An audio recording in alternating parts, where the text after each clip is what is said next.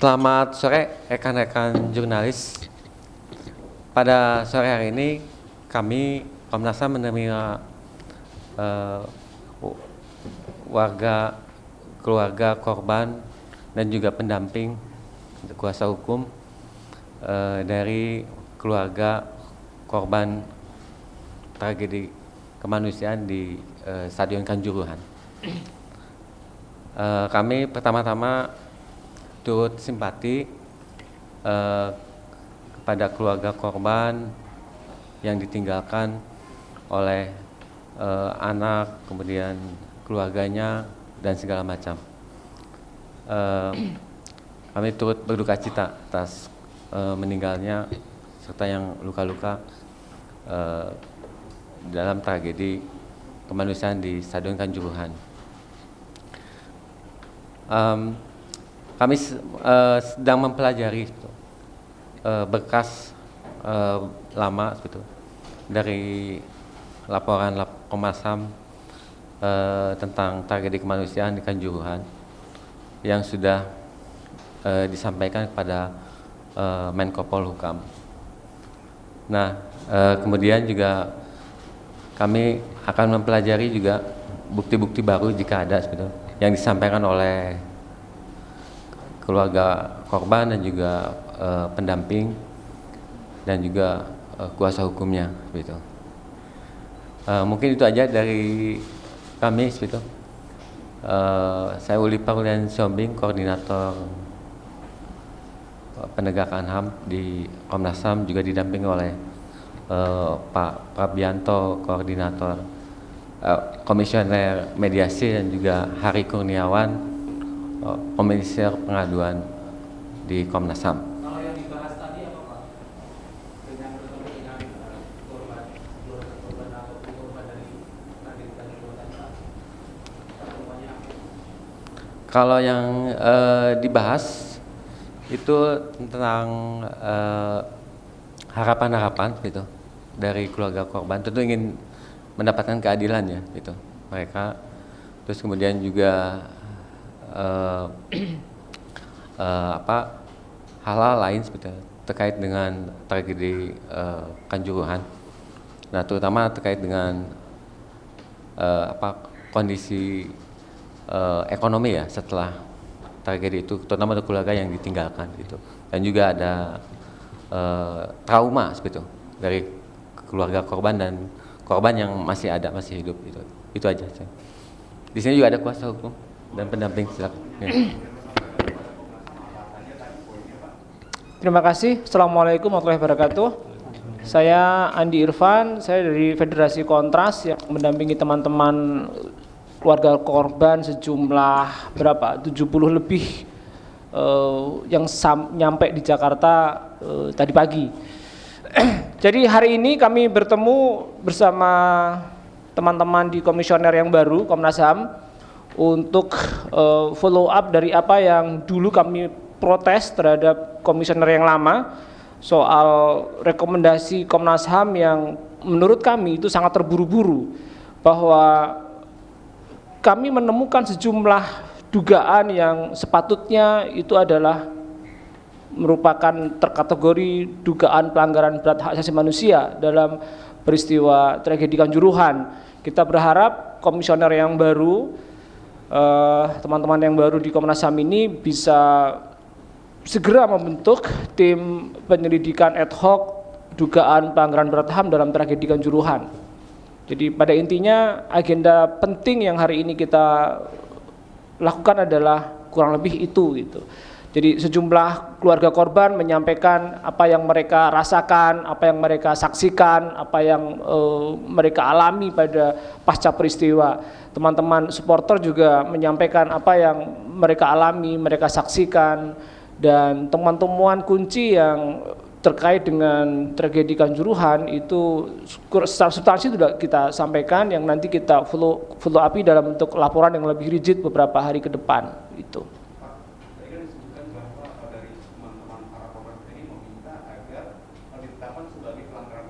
Iya. Apakah ada fakta atau temuan baru dari teman-teman para korban ini yang menguatkan bahwa tragedi kemanusiaan Kanjuruhan merupakan pelanggaran berat?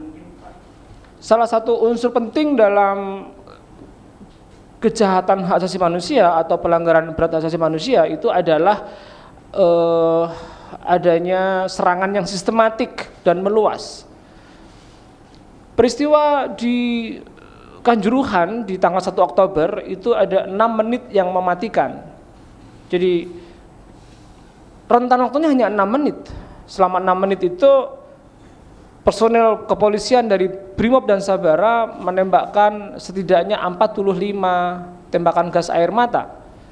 Gas air mata tidak ditembakkan ke arah penonton, ke arah lapangan, tapi ditembakkan ke arah tribun. Ada tanggung jawab komando di situ yang sangat terlihat dengan jelas bahwa Brimob melakukan serangan itu tidak secara impulsif, tapi secara sistematik. Ada 6 fase serangan yang dilakukan selama 6 menit itu, mulai dari tribun utara, tribun selatan, dan seterusnya. 6 menit itulah yang kemudian menimbulkan kematian terhadap 136 orang. Kita menemukan bahwa puluhan orang meninggal di tempat, di dalam tribun, bukan meninggal karena berdesak-desakan di pintu tribun, pintu stadion. Jadi dari sana kita bisa membuat kesimpulan awal untuk dalami lebih lanjut melalui proses penyelidikan berbasis prosjustisia yang bisa diselenggarakan oleh Komnas HAM, agar kita bisa mengurai lebih dalam, melakukan verifikasi beragam keterangan dan bukti-bukti yang ada, yang tentu kalau kami sebagai lembaga non negara punya keterbatasan di wilayah itu begitu. Ini kan sudah 1,5 bulan. 40, iya 50 hari. Dengan keluarga dan korban itu masih dapat intimidasi dari aparat kepolisian atau benar? Intimidasi itu tidak secara langsung ya, tidak secara langsung begitu. Kalau intimidasi yang marah kekerasan memang tidak ada. Misalnya hari ini ketika teman-teman akan datang ke Jakarta itu banyak didatangi kepolisian, aparat dari beragam institusi yang pada intinya meminta agar teman-teman tidak berangkat ke Jakarta begitu. Secara psikologi tentu bagi korban yang sudah mengalami penderitaan luar biasa itu merupakan bentuk intimidasi ya. Tapi kalau intimidasi dalam bentuk kekerasan langsung memang tidak ada begitu. Bisa di kalimat bentuk larangan atau apa itu? Ya lebih ke persuasif, upaya-upaya persuasif dalam bentuk ya himbauan sebenarnya, himbauan, tetapi ketika itu dilakukan secara intensif akan termaknai sebagai intimidasi begitu. Mempertegas apakah itu sebuah upaya menghalangi untuk teman-teman sampai tidak? Iya, menghalangi dari sisi walaupun tidak menggunakan kekerasan ya, tapi ya misalnya sejumlah sopir bus hampir membatalkan sewa busnya kami begitu, gitulah bentuk-bentuknya itu begitu gitu. Memang tidak ada sampai diintimidasi dalam bentuk verbal yang vulgar begitu, tapi menimbulkan rasa takut dan kekhawatiran bagi banyak orang, banyak pihak yang ada kaitannya dengan kegiatan aktivitas di saat sekarang ini. Sebelumnya kan dari rekomendasi komisioner sebelum itu ada hak yang harus dipenuhi oleh PSSI atau pemerintah terkait hak korban untuk kesehatan jangka panjang. Sejauh ini apakah hak itu sudah terpenuhi untuk kesehatan? Mungkin ada beberapa korban yang mengalami dampak kesehatan untuk jangka panjang. Apakah Belum, sejauh ini belum. Jadi perawatan hanya dilakukan secara terbatas melalui perawatan biasa. Ada banyak korban yang masih mengalami trauma secara psikologis dan itu juga belum mendapatkan perhatian yang cukup dari pemerintah. Korban itu tidak hanya membutuhkan pemulihan kesehatan, tapi juga pemulihan ekonomi. Salah satu teman korban yang ada di Sidoarjo sampai sekarang tidak bisa bangun dari tempat tidur begitu. Dia tidak bisa bekerja dan dia adalah tulang punggung keluarga dan itu tidak mendapat perhatian yang cukup dari pemerintah sampai sekarang. Iya, bantuan pengobatan biasa, tapi yang dia perlukan lebih dari sekedar pengobatan biasa. Mas, sebelum pas PSSI datang ke sini pas diperiksa oleh Komnas HAM juga disebutkan bahwa PSSI berkomitmen untuk membuat sebuah wadah sebagai retorika saja itu. terkait trauma healing. Apakah trauma healing retorika saja. ada? Retorika saja. Retorika saja. Tidak ada. Saya tidak tahu PSSI apa? Kayaknya nggak ada. Trauma healing justru dari kami. Iya, kalau kami ada trauma healing, terus saya dengar Arema FC ada sedikit trauma healing gitu, tapi saya belum tahu kalau PSSI ada memberikan fasilitas healing kepada trauma healing kepada teman-teman korban. Pak Uli, Iya. yang disampaikan bahwa tadi bahwa salah satu rekomendasi Komnas HAM sebelumnya itu adalah trauma healing dari PSSI, itu komitmen PSSI kepada Komnas HAM saat itu. Iya. Komnas HAM.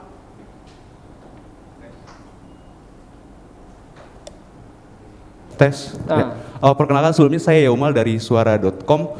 Sebelumnya kan saat PSSI diperiksa oleh Komnas HAM pada periode komisioner sebelumnya itu bahwa ada komitmen untuk trauma healing yang diberikan oleh PSSI, dan sementara temuan dari teman-teman pendamping sendiri dinyatakan tidak ada, hanya retrotik sendiri. Komnas HAM bagaimana pada itu juga termasuk rekomendasi Komnas HAM juga. Bagaimana selanjutnya terkait itu, Pak?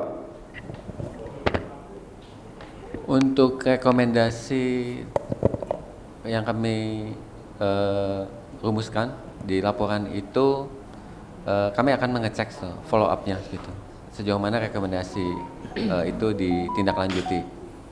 Nah, termasuk juga terkait dengan penyediaan trauma healing ya untuk korban gitu yang mengalami trauma. Nah, sampai hari ini belum ada informasi terkait tindak lanjutnya seperti itu. Intinya bakal ditindaklanjuti, Pak, laporan dari teman-teman korban sendiri, Pak, terkait trauma healing itu?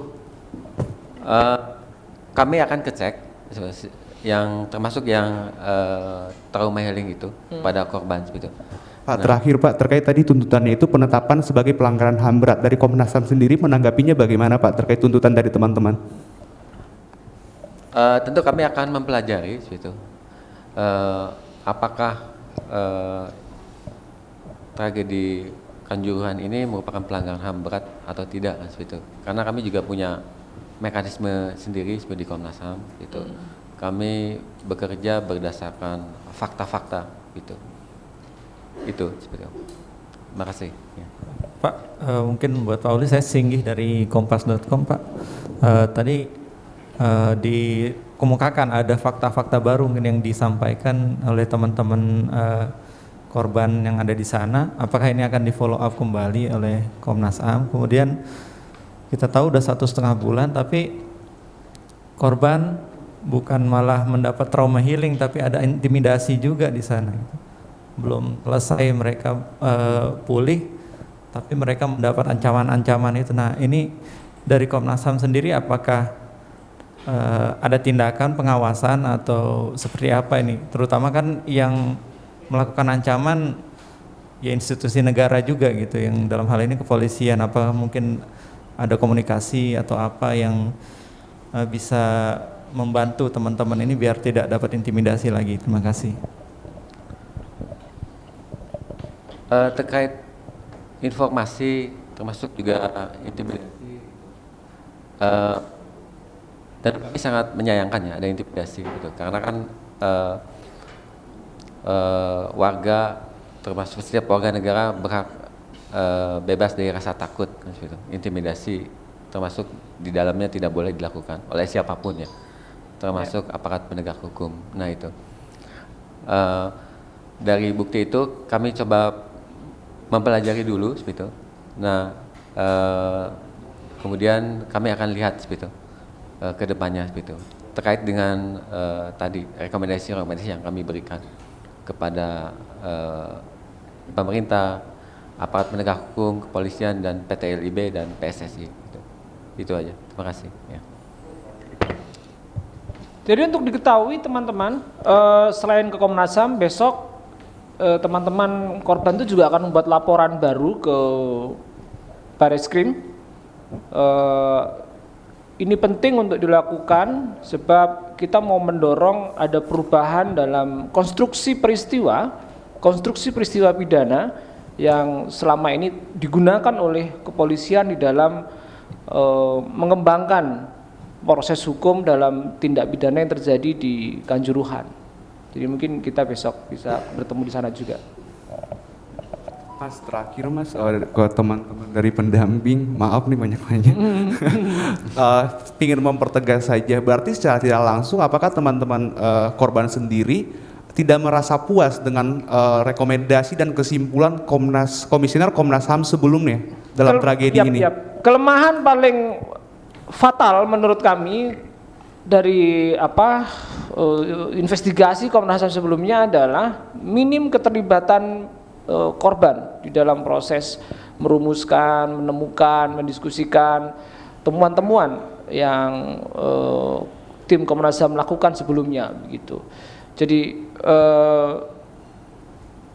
sudah selayaknya seharusnya dalam proses investigasi itu Komnas HAM melibatkan komunitas masyarakat sipil, bisa korban, pendamping, dan kelompok-kelompok yang terkoneksi dengan peristiwa ini. Tapi sayangnya yang kemarin itu teman-teman Komnas HAM tidak melibatkan pihak di luar itu, sehingga korban akhirnya merasa bahwa apa yang disampaikan Komnas HAM itu tidak merepresentasikan, tidak memberikan harapan terhadap upaya mencari keadilan yang selama ini sedang diperjuangkan oleh korban. Begitu. Meskipun kalau misalnya dibaca rekomendasi dari Komnas HAM itu sendiri, kalau dibaca tuh ada peluang untuk merekomendasikan tersangka pimpinan dari PSSI, itu juga belum menjawab rasa keadilan bagi para korban. Tidak, belum. Terutama rekomendasi soal polisi ya, itu yang paling minim. Kalau PSSI-nya malah sangat jelas. Tapi misalnya begini, satu contoh, pejabat polisi yang sedari awal kekeh memposisikan diri sebagai pihak yang benar itu kan Kapolda Jawa Timur waktu itu, Pak Niko Afinta. Dia dengan jelas mengatakan bahwa penembakan gas air mata itu sesuai prosedur. Artinya kalau mengacu pada pernyataan Kapolda Jawa Timur di waktu itu, berarti kematian 136 orang itu sesuai prosedur begitu. Itu kan fatal sekali. Nah, itu tidak mendapatkan perhatian concern yang cukup serius dari Komnas HAM yang waktu itu mengeluarkan laporan gitu. Penersangkaan yang hanya 6 orang, 3 polisi, 3 sipil, saya kira harus realistis melihatnya bahwa itu satu tindakan yang gegabah dari polisi gitu. Kita bisa menduga itu bentuk satu obstruction of justice, upaya untuk menutupi proses penindakan hukum. Jadi karena rekomendasi Komnas HAM masih sangat abstrak bagi korban ya, itu mengapa hari ini datang ke sini. Korban sangat berharap ada rekomendasi yang lebih konkret, yang bisa menjawab kebutuhan untuk pemenuhan rasa keadilan itu. Gitu. Dari penasihat hukum ada? Sedikit menambahkan. Saya juga ingin menginformasikan, sebelumnya saya Niko, selaku tim hukum dari tim gabungan Aremania. Saya ingin menginformasikan kepada rekan-rekan media, selain ke Komnas HAM, pada hari ini rombongan dari Malang juga ada 2 agenda yang lain. Yang pertama adalah satu Komnas HAM, yang kedua adalah ke Komisi Nasional Perlindungan Anak Indonesia. Kenapa kami ke sana? Karena apa? Dari 136 korban jiwa dalam tragedi Kanjuruhan, 39 diantaranya adalah anak-anak yang meninggal dunia. Dan masih ada anak-anak yang luka juga. Selain itu, kami juga mengagendakan hari ini juga di tim yang lain yang sudah berjalan untuk hadir di Ombudsman Republik Indonesia. Untuk besok, kami juga akan hadir di LPSK. Setelah itu tentatif ya, antara sore ini atau besok pagi kami juga seperti yang disampaikan oleh Mas Andi Irfan tadi, kami akan melakukan upaya laporan ke Bareskrim Mabes Polri. Kurang lebih seperti itu.